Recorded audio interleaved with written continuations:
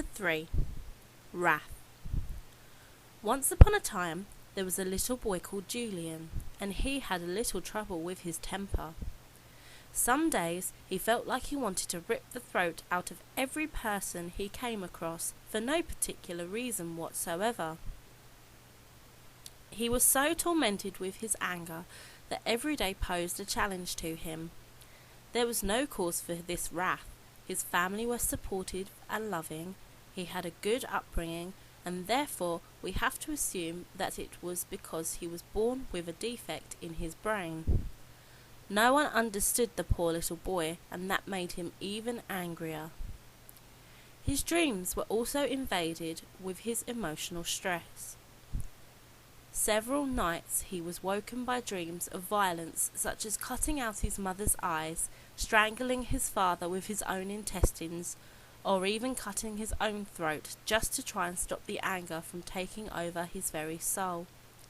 It was too late though. Everything happens for a reason. Julian was very troubled with his anger, so much so that he had to be pulled from school. He was only 10 years old when he battered another child because the poor boy had decided to poke fun at Julian. That was a very bad move. Not very smart at all. You see, I know full well the extent that Julian felt the wrath, and what he was more than capable of doing, because I am the little voice in his head that tells him to do it, to make him feel the way he feels. I am the wrath inside of him. One day, when Julian was only 17 years old, he was wandering the streets after dark, unable to sleep because he was so angry at the world, at his dreams, at himself. He wandered those dark alleys for hours and hours, until the light was just about to peek over the horizon. He was so overwhelmed by the life he had to lead, by the normality he was meant to conform to, that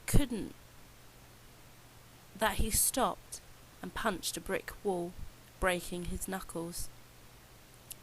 Blood poured from his hand, which made him angrier still. A cruel smirk etched into his face.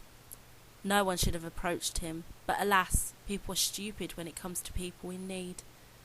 As he continued to walk the streets, the lights now rising over the tops of buildings, people appeared from every nook and cranny to help him, and he killed them all, walking his path of violent rage as he did so. It could have been so easy for him to seek help, but he never did, never found strategies to combat me. It could have been so easy for him to get rid of me, but he never did. He never wanted to, never felt the need to because he was so wrapped up in himself and his anger. He died angry, shot down by police. However, I live on.